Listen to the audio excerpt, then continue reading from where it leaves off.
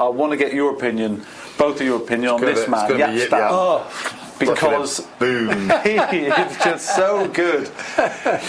You just got to love Yap. The way he still plays now, he only knows how to play one way, and that is fierce. And do you know what? Halfway through the first half, it's sort of like done his hamstring. He's just bouncing off him.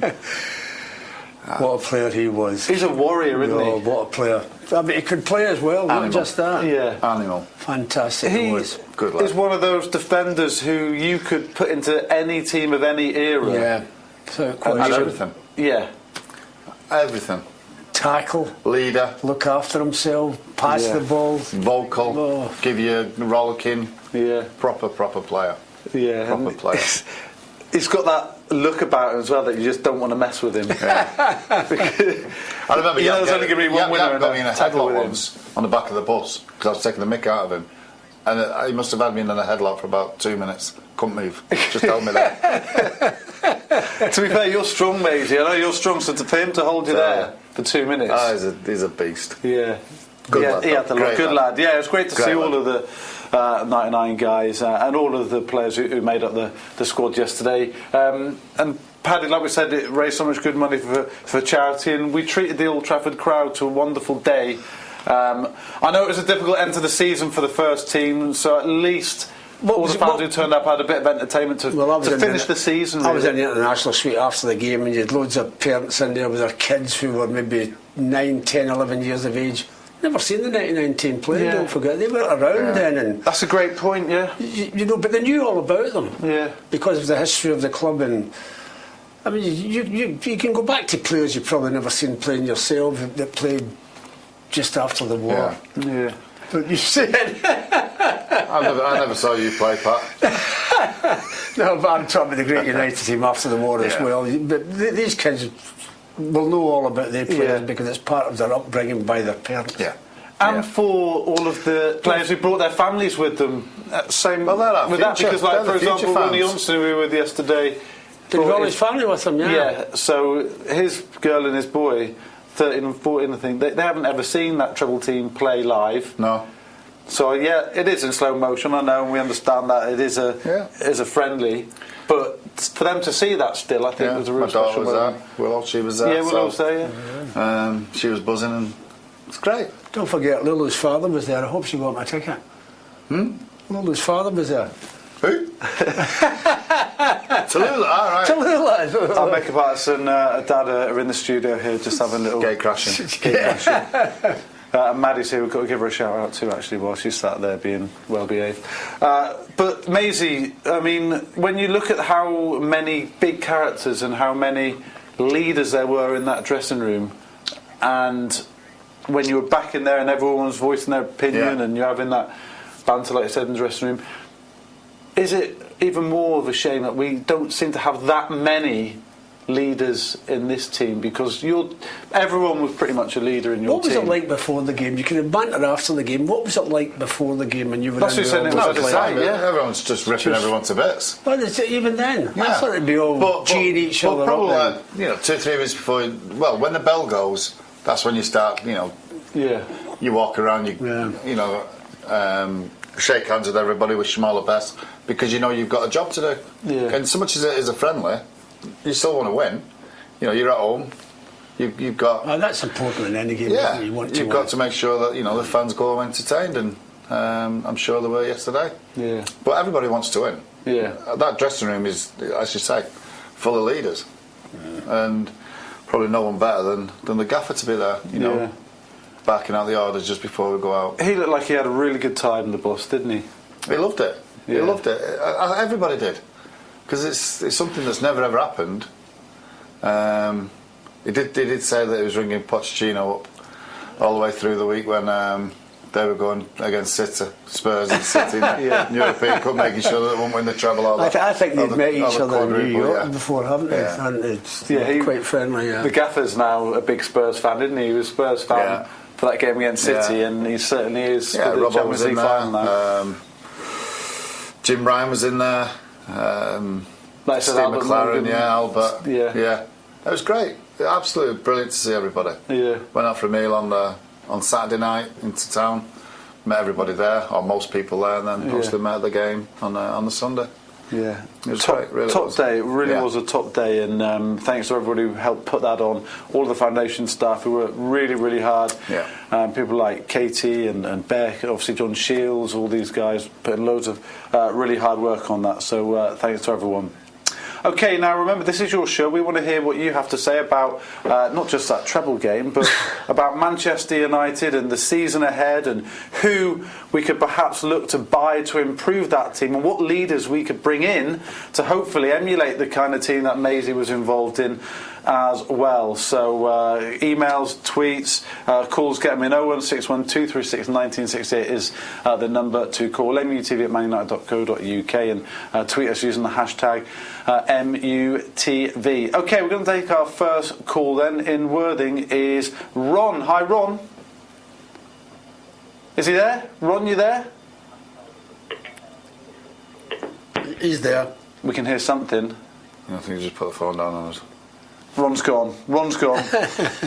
Yeah, good start. 0 out of 1 so far on the callers. Ron. We're going to go to James instead. Just go to James, just get him on the line very quickly. But if Ron, you're still there, get on the phone, get back to us. We will get you on. Let's go to James next. Hi, James.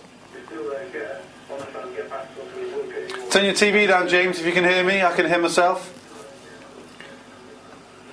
Hello. There he is. Hello? We've just scared Paddy a bit as well, by the way. Hello. Hi, James. Hello. James in Falkirk. Hi. Falkirk. Hello. Hello. Yes, James, we can hear you. Go on, James. Where are you? We're in Manchester. We're You're in in Falkirk. Where are you? Are you hiding? Yes. No, we're not. It's James from Falkirk. Yes, go on, right. James. A great evening. A great evening that would be in Munich, wasn't it? Yes, it was. Fantastic. Yeah. However, thinking ahead, I would be happy if they pursued the likes of Pedro from Chelsea, because that guy, he very rarely gets a full game. He spends some time on the substitutes bench. Yeah, he does. But when he comes onto the field, he makes Chelsea tick. And by God, he, to me, would be the next Roy Keane, because he does make them tick.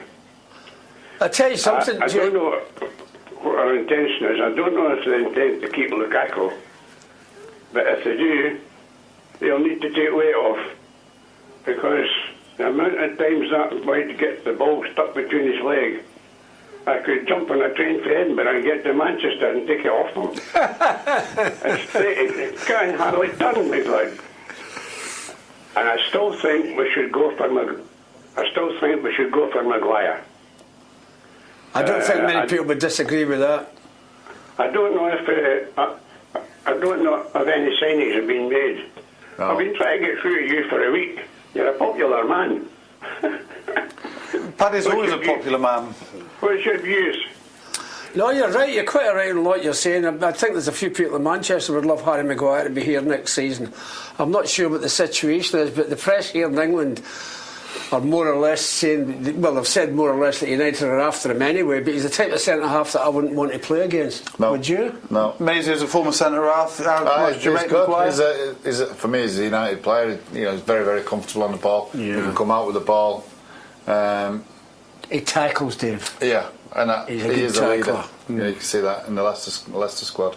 He is a leader there.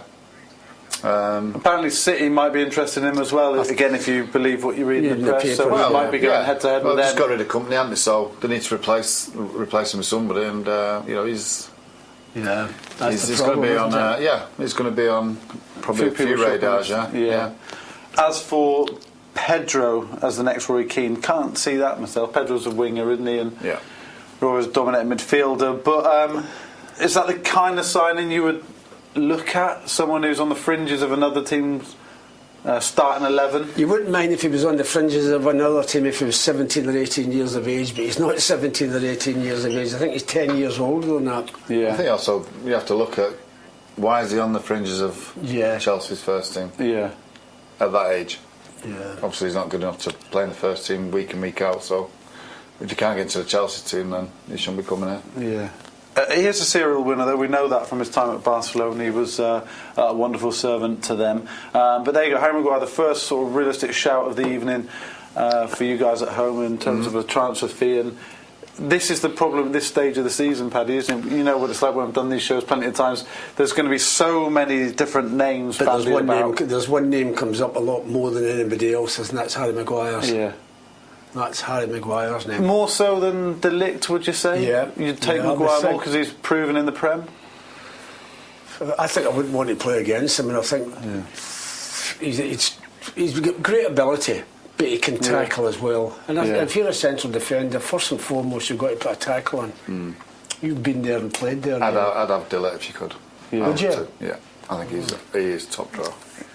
Well, that is the man that Stephen in Manchester wants to talk to us about now. Hi, Stephen.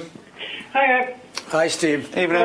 A few points. First of all, yes, it was a good game and good obviously to look back on those amazing few days in 20 years ago. Can't believe it's 20 years ago. I think a few of the players probably showed they could still give players today a run for the money. I don't know what Stan was on. Was it something like three buying players tackled in 60 seconds at one point during the game? I just thought it was hilarious.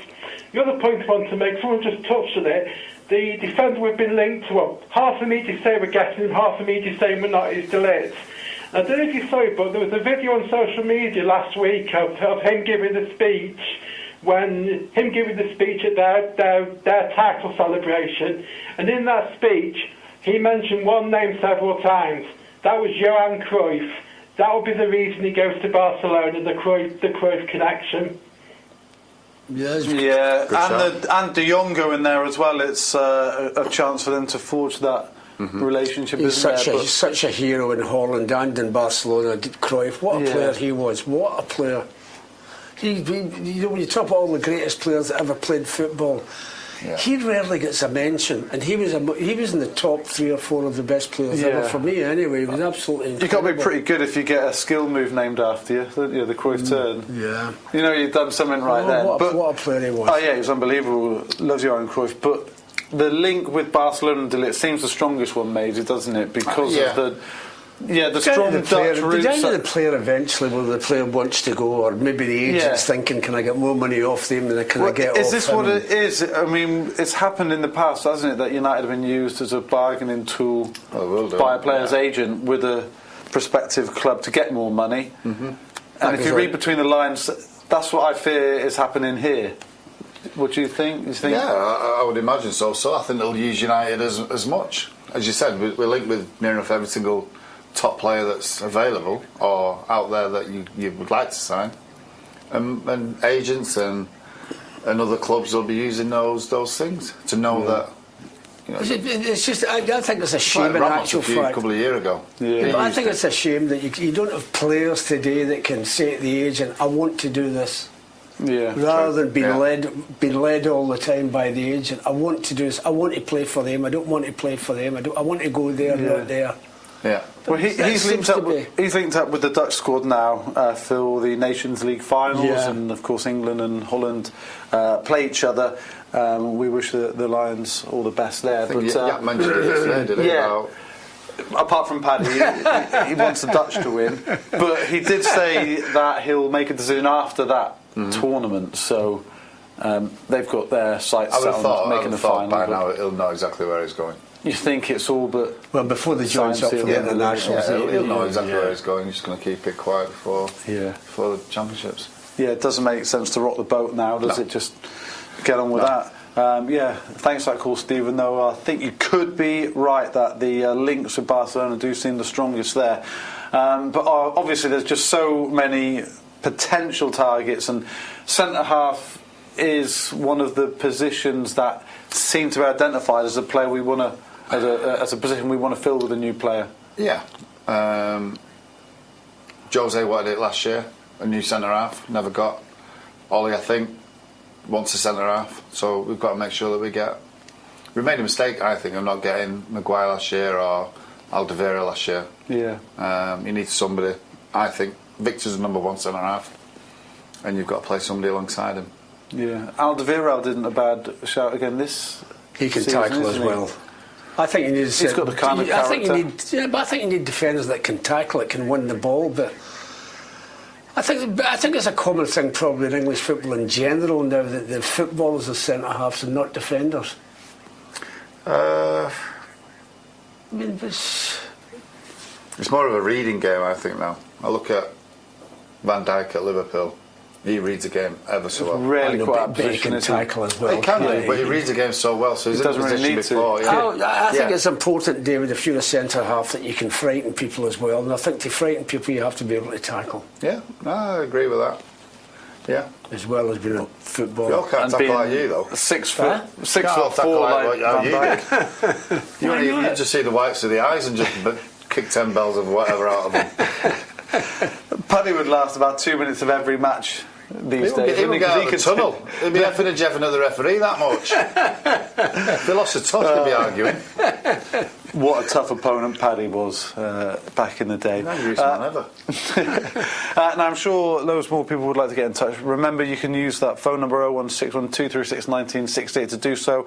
Get on the show. We'd love to hear from you. We'll get to as many of you as possible. Use the email address mutv@manunited.co.uk as well, or get to our attention on Twitter using the hashtag MUTV. Okay, time for a short break now, but first we wanted to show you our latest in a growing list of poems from friend of MUTV, our Kid. He penned this in tribute to the heroes of that treble winning side as we wind back 20 years to that incredible achievement.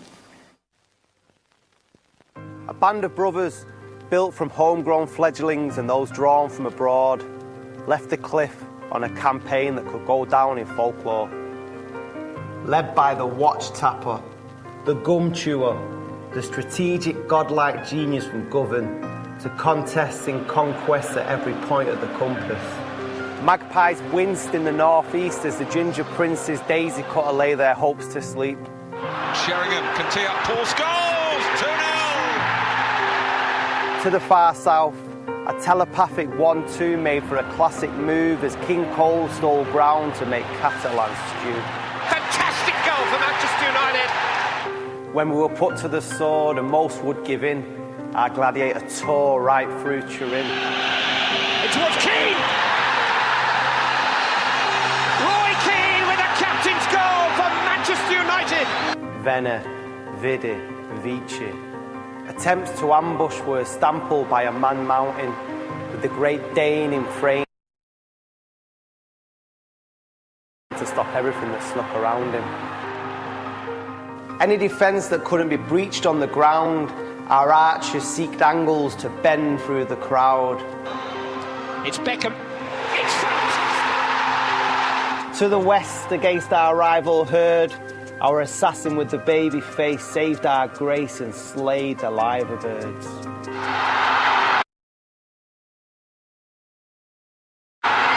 Solskjaer! An incredible comeback by Manchester United. In the Midlands, it looked like fate would escape us until an unexpected bit of charity. A kind Frenchman gifted our wizard a present and he took it on magically.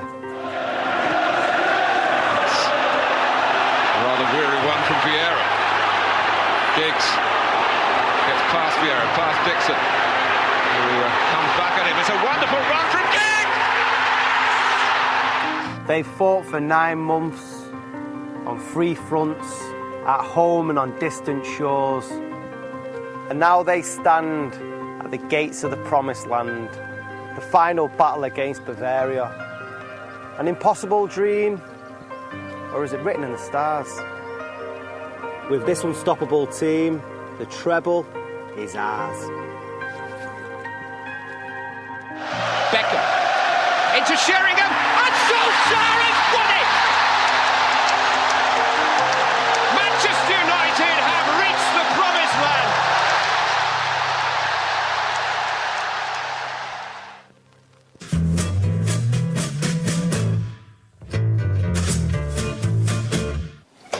welcome back to the Paddy Crerand Show with Paddy and Maisie here alongside me. We're going to go to a few emails now. This first one from Mark from Whittam, who says, good evening all. What an excellent game yesterday. It was vintage Stam, Scholes and Beckham. And wasn't it fantastic to see Fergie in charge once again, and great to see Maisie as well. So that's from Mark. Ted from Ireland says, I think this transfer window is huge for the club. We can't keep missing out on Champions League football. Would you agree, Paddy? We should compete for Harry Maguire. We've already done that one. Yes, we should. Then Wan-Bissaka to strengthen the back line and keep De Gea. So another couple of emails in just a second, but quickly. Wan-Bissaka? They can't let the goalkeeper go. No, keep De Gea, defo, yeah. And then what about Wan-Bissaka?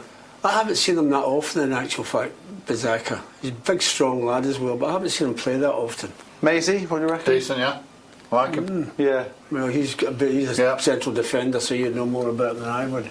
Well, you'd be happy with him on the right of your centre back, wouldn't you? Because he's really energetic, he's quick. Gets up and down, decent. Doesn't often lose. I don't think I've seen him lose any one-on-ones. His duels, he's amazing. Yeah. It's really good. He's only young, isn't he? Yeah. He's got loads of potential to grow. Yeah, he's good. We like him. Yeah, I like him. This one all the way from Brisbane, this email from Emmanuel. Firstly, I'd like to thank David May for taking the time to visit the Man United Brisbane Supporters Club at the Pig and Whistle pub a few years ago. Do you remember that? It's a pub. Yeah, Supporters Club and a pub. Who'd have dreamt it? Yeah. Obviously, great times there. It was great to meet you and listen to your stories for when you were a player, about United in general as well. You're an absolute legend, and you took time for photos and even a nice recorded message for my Liverpool friend Peter. What did you say? Do you remember? Yeah, you can't repeat that. No. You can't. There might be a few words that should be used. Yeah, probably. Yeah. Both of you together, I'm surprised you've not been taken off the air more than once with what comes out of your mouth when we're off air. Excuse me, I don't swear on this show. Paddy does. I don't swear on the show. No, I'm talking about off the air. Anyway, this final email for this part from Bill Carpenter. Recently on the programme, Maisie outlined the characteristics you need to be a United player. However, he missed out one important requirement, easy for me to say, aggression. That aggression you need. And in that regard, I submit Roy Keane and Mark Hughes as examples. They were both like a dog with a bone and never gave up chasing the ball. Some of the current squad might sit down and watch past videos of how they played. McTominay, Dalot, Pereira and Greenwood should be slotted straight into the first team. Love your programme, says Bill. So how important is aggression? I'm going to you first, because Paddy will say it's the most important thing. As long as it's controlled aggression. Yeah. You can't go around kicking 10 bells out of everybody. But you've got to be aggressive. You've got to be aggressive in your play. It is part and parcel of the game. You have to be aggressive. Yeah. And if you're aggressive against your opposite number, whether it's a centre half or a central midfield, what Paddy's played against. I think fear plays a part, David. You can frighten people. Oh, of course it is, yeah. It is. You can frighten people. You know who sometimes when you're playing against it, you watch games of football and you think you'll see players that don't fancy a tackle. Mm-hmm. I'm talking about players in the opposition team. And that's the first thing. That's the first thing you'll do when you play against them. Absolutely. So let's be clear, it's not aggression as in sort of wanting to fight and battle like that. It's a controlled aggression. Yeah. Like you could say both City and Liverpool are very aggressive in the way they press. Yeah. And win the ball back. Yeah. It's very aggressive manner. But they'll also kick people as well. Well, City will. We know how well they break up any attack. Yeah, of course they do. And as I said, it's part and parcel of it. Mm. If I was playing against somebody like Lukaku, not knowing him, I'd look at him and think, wow, he's going to absolutely batter me because of the size of him. But yet, you watch him play, and he's not that type of aggressive player. Mm. Drogba was totally different than Lukaku. Similar build, but totally different players. I'd play against Drogba. I'd hate to play against Drogba. Lukaku shows at occasions. Then you remember when he cleaned out Azpilicueta just down there? Yeah, well, that's pushed him one. into Name another one. Yeah, that's what I mean. He's got it. He can. It just needs to show it more. And I think he would be 20% better player if he was aggressive in that sort of way. Go around bullying centre halves because he has the physique to do that, to hold people off. Sparky wasn't the quickest of players, but I tell you what, he was aggressive, and he could hold the ball up. You'd never very rarely get it off him, because he was aggressive in the way he wanted to keep hold of that ball. Yeah, and he should be I think Lukaku should be exactly like that. Yeah, because he's a quality finisher, is Brom. He's unbelievable in front of goal. You see him in training, that his finishing is absolutely right up there. His scoring record's great. Yeah. But he just doesn't score enough. If you look at his games to goals ratio, that's good. But then the chances he does have, he should be scoring more goals. Yeah. Okay, so aggression, definitely a key attribute, that is for sure. Let's take another call then. In London is Dennis. Hi, Dennis. Yeah, good evening all. Hi, Dennis. How are you doing? Can you give me a couple of minutes here? I'd like to say something here now. Go on, get off your chest. To start off with, let's look at Liverpool first. Why did Liverpool challenge this year? They bought a good goalkeeper, and they also bought one of the best centre-halves in the world, Van Dijk. Now, our side, I've always said you build from the back. Now, we've got the best goalkeeper in the world, in my opinion, David. Yeah. We desperately need a centre-half. Now, when I saw yesterday, I saw Stam out there, and as you know, we had Village, and people didn't know about Stam or Village, and people always say to me, where do you find them? Well, we found them two lads. They are out there, but this club needs a good centre-half. I agreed with what you were saying earlier. Shaw is a great back. I think the Palace man would be superb as a right back alongside him, but we desperately need a centre-half. Do you know something, going back to those days as well? You know who was...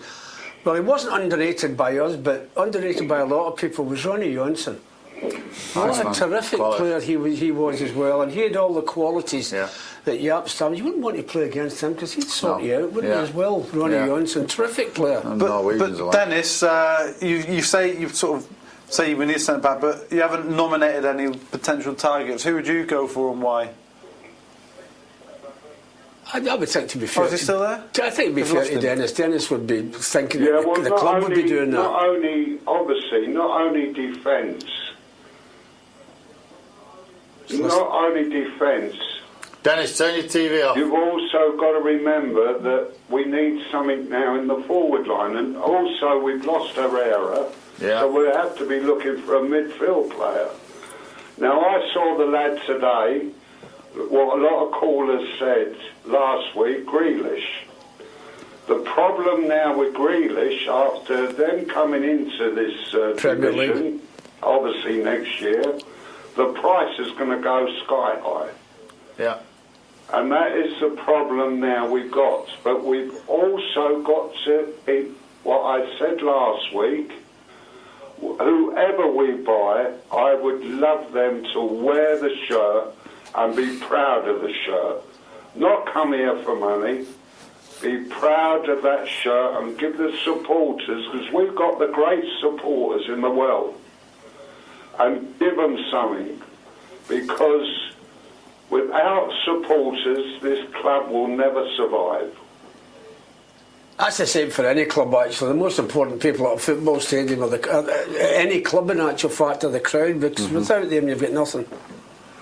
But you're talking about Grealish. He's a very good player, the kid, actually. He's a very good player. You got a feeling, though, having secured promotion with Villa, he'd want to have a season with Villa in the Prem. It's his team. Of course it is. That's his team. But he mentioned it today. I watched the match in actual fact. Yeah, it was a good game. Afterwards that was his team since he was a kid with Aston Villa. He's a huge Villa fan. Yeah. But so he'll want to have a crack at the Prem. Strangely enough, I was out in Manchester after the City United game last year, and he was there with a few friends in the city. I was going home. This was about 9 o'clock in the evening or something like that, coming out of some pub that you weren't in, thank God. And he was there, the kid, and I got the impression that this was his favourite club, actually. Yeah. Maybe it's Villa's his boyhood team, and he's grown up being a Villa fan. Maybe United is a fan of United too. Thanks for that, though, Dennis. He has some interesting points, but I got a feeling Grealish would love to have a crack at the Prem with Villa. Okay, let's take another caller then, down to Southampton to speak to Mick. Hi, Mick. Hello, mate. All right. Hi, Mick. I watched that game yesterday, and what I want to say was I thought they were absolutely magnificent. Scholesy, Becks, and the man making at the back. Christ, it just makes you wonder if we could build something on him and make him into a clone, or, you know, get him producing people like that. But I'll tell you what, I remember back in December 17, we were watching Old City players in the League Cup, and I'm sat in the Stretford, and I'm thinking to myself, why don't we get this big centre-half, Maguire? He really spoiled it, and he really was ugly, and he was like a man-made in himself. And then I looked down there, and I've seen this winger coming down, Robinson, or like a winger he was, a fullback. Like, it just worries me about our scouting system. I mean, we missed them two. We could have probably got the pair of them in them days for about, I don't know, 35, maybe 40 million.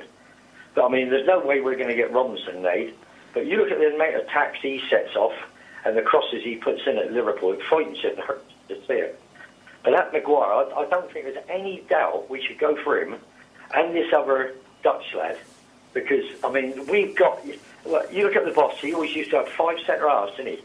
And you think to yourself, how the hell are you going to keep him happy? But what with it, like injuries and whatnot, you've got to go back to them days. We've got to go out for the best. And to be honest, Nate, just don't hang about. If it costs us 200 million, so what? You know, it's better than sitting watching. Because, and Paddy and David, can you tell me honestly, I've been in football 60 years, Nate. I can't understand why you would have 2 centre-halves like we've got, and Smalling and Jones, who ain't doing the business. Let's be honest, they've been with us down here 10 years now, and they ain't going to get no better. Why are we giving them a pay rise, when they're not up to it? And to be honest with you, in the old days, we used to sell players off to Stoke and Everton and things like that. They can't afford their wages. We're just making it absolutely ridiculous that we're paying them high money, that we can't say goodbye to them. And I mean, we should have learned from the days of Nani. We did that, and then we got rid of him to somebody out in Spain, and we had to pay half his wages. Why? It doesn't make commercial, economic, or any other sense to me whatsoever. Some interesting points, mate. Yeah, some good points. I mean, it's a difficult business, isn't it, football, with the escalating wages thing and not wanting to lose players on a free transfer at the end of a contract. So, I mean, I know it's a money coming in from balance. television worldwide has made the game crazy. Made the there game are too crazy. many sky-high wages, aren't there? We know. I would never grudge players' wages. God almighty, for years they get paid thrumpers for something they should have been getting a lot more for. I wouldn't begrudge them that. No, exactly. It's the market forces determine what you earn, and fair play to you. You've got to earn what you can. It's a short career, but the point is, and it's quite an interesting point, when you do have a player in a certain way, it can be hard if you try and sell a player to find them another club. Even the top players, by the way, if you read what's happening with Griezmann right now, apparently the second best paid player behind Messi in La Liga, and if he's going to leave Atletico, it's a real difficult situation, because I mean, if he earns more than Gareth Bale, and Gareth Bale earns £600,000 a week. You don't know what Gareth Bale is. You're reading some newspaper. You believe the newspapers then? I know what you're saying. I believe the day and the players date. do get money today, and why not? If there's clubs earning it, why not? Should the players participate in it? Oh, 100%, yeah. But it's just gone crazy now. I mean, it's very difficult for the ordinary fan that's out there when you think of that figure that's mentioned. It is to me in my day, because when I go back to my day, you were lucky if you get 20 quid a week. And don't say that was in... Oh, that's too much. But it's just the money that's coming into the game from all around the world, particularly to the English game, because it's the most popular league in the world.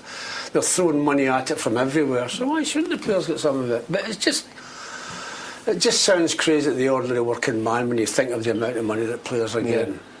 We seem to always talk about money, and it's like no other business you talk about money so much. It's because it's out. It's just because it's out in public domain most of the time, isn't it? As you said, Gareth Bale earning £600,000 a week. Does he? Yeah. How do you know? I spoke to him. He's told me.